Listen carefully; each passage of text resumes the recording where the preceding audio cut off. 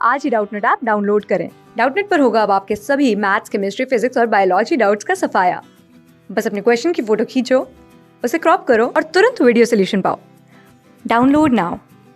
Hello everyone, आज पढ़ेंगे हम एक डायरी जिसका शीर्षक है डायरी के पन्ने। अर्थात यह एक डायरी है। यह डायरी लेखिका एन फ्रैंक के द्वारा लिखी गई है और यह डायरी कक्षा 12 की पुस्तक बितान से ली गई है। हम इस डायरी में बहुत सारी बातें पढ़ेंगे कि किस प्रकार से लेखिका एन फ्रैंक ने अपने अज्ञातवास के दौरान इस डायरी को लिखा हुआ है। अब डायरी के पन्ने डच भाषा में लिखी गई एन फ्रैंक की एक डायरी है। अब जो शीर्षक है डायरी के पन्ने, तो यह डच भाषा में लिखी गई है जिसका हिंदी में अनुवाद सूरज प्रकाश जी ने किया हुआ है। अब युद्ध में किस प्रकार से जब युद्ध चल रहे थे तो युद्ध में कई तरह के इतिहास बनते हैं, बदलते हैं, बिगड़ते हैं और किस प्रकार से युद्ध के चलते वहां का जो उस शहर का भौगोलिक नक्शा पूरी तरीके से बदल जाता है। अब एन फ्रैंक की बहुचर्चित डायरी 2 साल में उसी अज्ञातवास के दौरान लिखी गई थी। यह डायरी उन्हें अपने 13वें जन्मदिन पर मिली थी, जब उसे सफेद और लाल कपड़े की जिल्द वाली नोटबुक दी गई।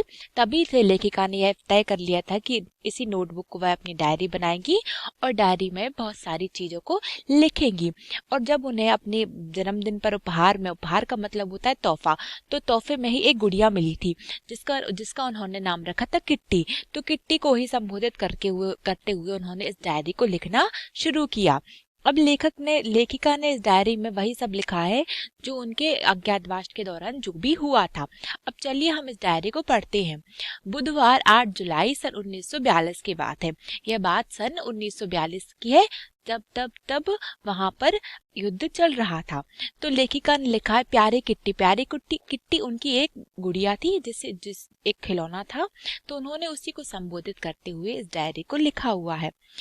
ऐसा लग रहा है, मतलब लेखिका अपनी डॉल को लिखते हुए कहती है कि ऐसा लग रहा है मानो रविवार के बाद से बरसों बीत गए हों।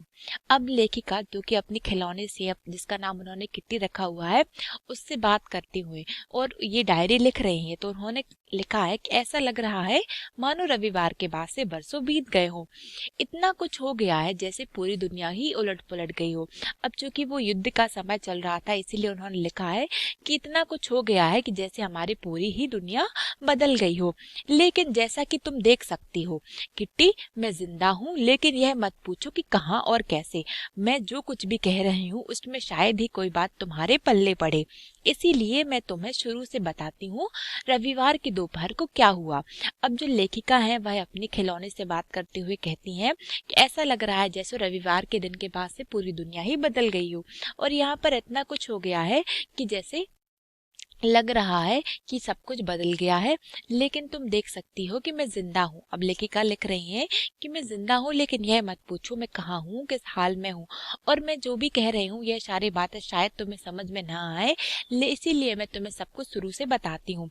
आपकी लेखिका अपनी डायरी में लिख रही है कि आखिर रविवार की दोपहर को हुआ क्या था। लेखिका ने लिखा है, 3 बजे थे, हेलो जा चुका था। हेलो किसी व्यक्ति का नाम था, इसलिए लेखिका ने कहा है कि 3 बज रहे थे और उस वक्त हेलो जा चुका था, लेकिन वह दोबारा फिर से आने वाला था। और अब जो हेलो नामक जो व्यक्ति था वह दोबारा लेखिका के घर फिर से आने वाला था। तभी दरवाजे की घंटी बजी। चूंकि मैं बालकनी में धूप में अलसाई से बैठी पढ़ रही थी, इसीलिए मुझे घंटी की आवाज सुनाई नहीं दी। अब लेखिका बता रही है कि जब हेलो उनके घर आया हुआ था और जब वह यह कह के गया कि वह दोबारा फिर से आएगा, और तभी उसके आने के लिए दरवाजे की घंटी बजी। लेकिन चूंकि लेखिका बालकनी में बैठी थी, इसलिए उन्हें उस घंटी की आवाज सुनाई नहीं दी। कुछ देर बाद रसोई के दरवाजे पर मार्गेट नजर आई। मार्गेट जो कि लेखिका की बहन है। तो कुछ देर बाद रसोई का मतलब होता है, रसोई का मतलब है किचन, इसे हम इंग्लिश में किचन भी कहते हैं। अब कुछ देर बाद रसोई के दरवाजे पर मार्गोट नजर आई। वह बहुत गुस्से में थी। पापा को एएसएस से बुलाए जाने का नोटिस मिला है, वह फुसफुसाई। और अब जो मार्गोट थी वह लेखिका को बताती है कि पापा को एएसएस से बुलाए जाने का नोटिस मिला है और माँ मिस्टर वॉन दान को देखने गई हुई है। मिस्टर वॉन दान पापा के बिजनेस पार्टनर है और उनके अच्छे दोस्त है। अब लेखिका ने बताया किस प्रकार से जब वहां पर युद्ध चल रहा था और जब यहूदियों पर जो भी ढुल में जाए जा रहे थे। ये डायरी हिटलर के समय लिखी गई है कि जब जर्मनी का जो शासक था हिटलर, किस तरह से वह यहूदियों पर अत्याचार कर रहे थे। अब जितने भी यहूदी थे वह किस तरह से हिटलर के जो अत्याचारों से जान बचाकर यहाँ वहाँ भाग रहे थे। और जब लेखिका और उनका पूरा परिवार एक अज्ञातवास में था, तभी लेखिका ने इस डायरी को लिखा हुआ था। अब लेखिका ने बताया कि जब उनके पापा आदेश आया कि सरकार ने उनके पापा को बुलाया है, तो वह बहुत ही ज्यादा घबरा गई थी, क्योंकि उस वक्त उनकी माँ भी घर पर नहीं थी और उनकी माँ मिस्टर वानदान को देखने गई थी। और जो मिस्टर वानदान है वह लेखिका के पापा के बिजनेस पार्टनर है और उनके बहुत अच्छे दोस्त है। मैं अवाक रह गई मतलब मैं आश्चर्यचकित हो गई। अब जब लेखिका को पता चला कि उनके जो पिताजी हैं उनको सरकार के द्वारा उन्हें बुलाया गया है, तो अब लेखिका घबरा गई थी। बुलावा, हर कोई जानता था कि बुलावे का क्या मतलब होता है। उस वक्त जितने भी यहूदी थे वह जानते थे कि उस वक्त बुलावे का क्या मतलब है। यातना शिविरों के नज़ारे और वहां की कोठरियों के दृश्य मेरी आंखों के आगे तैर गए। अब लेखिका ने बताया कि जिस तरह से यातना जो शिविर लगे हुए थे, तो वहां पे किस तरह से लोगों के साथ अत्याचार हो रहे थे, उनका शोषण हो रहा था। तो वहां के जो भी दृश्य थे अब लेखिका की आंखों के आगे तैर गए थे। हम अपने पापा को इस तरह की नियति के भरोसे कैसे छोड़ सकते थे। अब लेखिका मन ही मन सोचती है कि जब हमें पता है कि हमारे साथ यहाँ पर कैसा बर्ताव, कैसा सलूक हो रहा है, तो इस सब जानते हुए भी हम अपने पिताजी को इस तरह से नियति का मतलब होता है भाग्य, तो भाग्य के भरोसे कैसे छोड़ सकते हैं। हम उन्हें हरगिज नहीं जाने देंगे। अब लेखिका मन ही मन कहती है कि हम उन्हें हरगिज मतलब बिल्कुल भी नहीं जाने देंगे। मार्गोट ने उस वक्त कहा था जब वह ड्राइंग रूम में माँ की राह देख रही थी। अब जो कि उनकी माँ उनके पिताजी के मित्र से मिलने गई थी, इसीलिए उनकी जो बड़ी बहन थी मार्गोट, वह अपनी माँ का रास्ता मतलब उनका इंतजार कर रही थी। माँ मिस्टर वानदान से पूछने गई कि हम कल ही छुपने की जगह पर जा सकते हैं।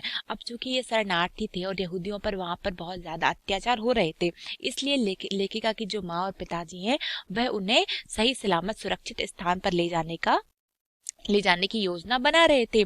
इसीलिए उनकी जो माँ थी वह मिस्टर वानदान से पूछने गई थी कि क्या हम कल ही छुपने की जगह पर जा सकते हैं। अगर ये लोग छुप जाएंगे तो हिटलर के जो लोग हैं वह उन्हें पकड़ नहीं पाएंगे और उन्हें यातनाएं नहीं दे पाएंगे। अब वानदान परिवार भी हमारे साथ जा रहा है और जो वानदान परिवार है, क्योंकि अब ये सभी लोग यहूदी है, इसीलिए ये सब हिटलर से बचकर एक गुप्त जगह पर छुपने के लिए जा रहे हैं। हम लोग कुल मिलाकर 7 लोग होंगे। और लेखिका कहती है कि अब हम लोग कुल मिलाकर 7 लोग होंगे। मौन, हम आगे बात ही नहीं कर पाए। यही ख्याल कि पापा यहूदी अस्पताल में किसी को देखने गए हुए हैं, माँ के लिए इंतजार की लंबी घड़ियां, गर्मी, सस्पेंस, इन सारी चीजों ने हमारे शब्द ही हमसे छीन लिए थे। तभी दरवाजे की घंटी बजी। यह हेलो ही होगा, मैंने कहा। और लेखिका अब चूंकि वह अपनी खिलौने जिसका नाम किट्टी है उसको संबोधित करते हुए लिख रही है, तो लेखिका उसे अपने जीवन के बारे में एक बात बता रही है कि किस प्रकार से जब उनके पिताजी को बुलावा आया, तो चूंकि वह लोग जानते थे कि इस बुलावे का मतलब क्या है, इसलिए वो लोग बहुत ज्यादा घबरा गए थे, परेशान हो गए थे। और उनके जो पिताजी थे वह यहूदी अस्पताल में किसी को देखने गए हुए थे और उनकी माँ अब उनके पिताजी का इंतजार कर रही थी। इसी बीच उनके दरवाजे की घंटी बजी और लेखिका को लगा कि ये जरूर ही हेलो होगा। दरवाजा मत खोलो, मार्गोट ने हैरान होते हुए मुझे रोका, लेकिन इसकी जरूरत नहीं थी क्योंकि हम नीचे से माँ और मिस्टर वानदान को हेलो से बात करते हुए सुन लिया था। अब जो कि लेखिका की जो बड़ी बहन थी मार्गोट, तो उन्होंने लेखिका से कहा कि दरवाजा मत खोलो, इसकी कोई जरूरत नहीं है, क्योंकि लेखिका और उनकी बहन ने उनकी माँ और मिस्टर वानदान को हेलो से बात करते हुए सुन लिया था। तब दोनों ही भीतर आए और अपने पीछे दरवाजा बंद कर लिया। जब भी दरवाजे की घंटी बजती तो मुझे या मार्गरेट को चक्कर नीचे देखना पड़ता कि क्या पापा आ गए हैं। अब क्योंकि वो ऐसा वक्त चल रहा था कि जब वहां पर यहूदियों के साथ बहुत सारे अत्याचार हो रहे थे, इसलिए जितने भी यहूदी थे बस छुपकर और बचकर रहना चाहते थे। इसीलिए उनके बच्चे, जितने भी बच्चे थे, उनको कहा जाता था कि दरवाजे पर अगर कोई आए तो दरवाजा नहीं खोलना, हो सकता है ये पुलिस के लोग हों, ये सरकार के लोग हों और हमें पकड़ने के लिए आए हों। इसीलिए लेखिका के दरवाजे पर जब भी कोई आता तो वो अपनी बालकनी से नीचे देखती कि कौन आया है। हमने किसी और को भीतर नहीं आने दिया। लेखिका लिख रही है कि हमने किसी और को भीतर नहीं आने दिया। मुझे और मार्गोट को बाहर भेज दिया गया क्योंकि वानदान माँ से अकेले में बात करना चाहते थे। अब चूंकि लेखिका और उनकी बहन बच्चे थे इसलिए उनको बाहर भेज दिया गया था और उनकी माँ और मिस्टर वानदान बात कर रहे थे। जब मैं और मार्गोट बेडरूम में बैठे बात कर रहे थे तो उसने मुझे बताया कि यह बुलावा पापा के लिए नहीं बल्कि खुद उसके लिए था। अब जब वो उनकी बड़ी बहन और लेखिका बात कर रही थी तो उन्हें लग रहा था कि यह जो सरकार से जो बुलावा आया है वह उनके लिए पापा के लिए आया है, लेकिन उनकी बड़ी बहन ने बताया कि यह बुलावा पापा के लिए नहीं बल्कि उनकी बड़ी बहन मार्गोट के लिए आया है। इस दूसरे सदमे से तो मैं चीखने लगी। अब जब लेखिका थी अब उनको यह सदमा लग गया कि पहले तो मेरे पिताजी को बुला गया, अब मेरी बड़ी बहन को भी बुलाया गया है। पता नहीं है जो सरकार हमारे साथ कैसा बर्ताव करेगी, क्योंकि उस वक्त हिटलर की सरकार थी और हिटलर एक बहुत बड़ा तानाशाह राज शासक था और वहां पर जितने भी यहूदी लोग होते थे वह उन पर अत्याचार करता था। मार्गोट 16 बरस की थी और जो लेखिका की जो बहन थी मार्गोट वह 16 बरस की थी। तय है कि वे लोग इस उम्र की लड़कियों को उनके खुद के भरोसे यहाँ से भेजना चाहते हैं, लेकिन भगवान का शुक्र है वह नहीं जाएगी और लेखिका की जो बहन है मार्गोट वह सरकार के बुलावे पर नहीं जा रही है। माँ ने मुझसे यही कहा था। पापा जब मुझसे छिपने की जगह पर जाने की बात कर रहे थे तो उन्हें भी शायद यही कहा होगा। अज्ञातवास, हम कहाँ जाकर छुपेंगे? अज्ञातवास का मतलब होता है एक ऐसा स्थान जहाँ पर हम लोग जहाँ रह रहे हैं उसे किसी भी व्यक्ति को उस बात का पता ना हो। अज्ञातवास, अब लेखिका मन ही मन सोचती है कि हम कहाँ जाकर रहेंगे, किस शहर में छुपेंगे, किसी घर में छुपेंगे या किसी परछत्ती अथवा किसी झोपड़ी में रहेंगे और कब जाएंगे, कहाँ जाएंगे। ये सारे सवाल जो मैं पूछ नहीं सकती थी, लेकिन फिर भी ये सारे सवाल मेरे दिमाग में कुल बुला रहे थे। अब लेखिका जो उस वक्त बहुत छोटी थी तो उनके मन में तरह तरह के सवाल आ रहे थे कि वो लोग कहाँ जाएंगे, कैसे रहेंगे, इस तरह से। लेकिन वो छोटी थी तो वो ये सारे सवाल किसी से पूछ नहीं सकती थी। अब मार्गोट और मैंने अपनी बहुत जरूरी चीजें एक थैली में भरनी शुरू कर दी। अब चूंकि लेखिका और उनका पूरा परिवार एक अज्ञातवास पर जा रहा था इसलिए उनकी बड़ी बहन और उन्होंने अपनी जितनी भी जरूरत की चीजें थी वो एक थैली में भर ली।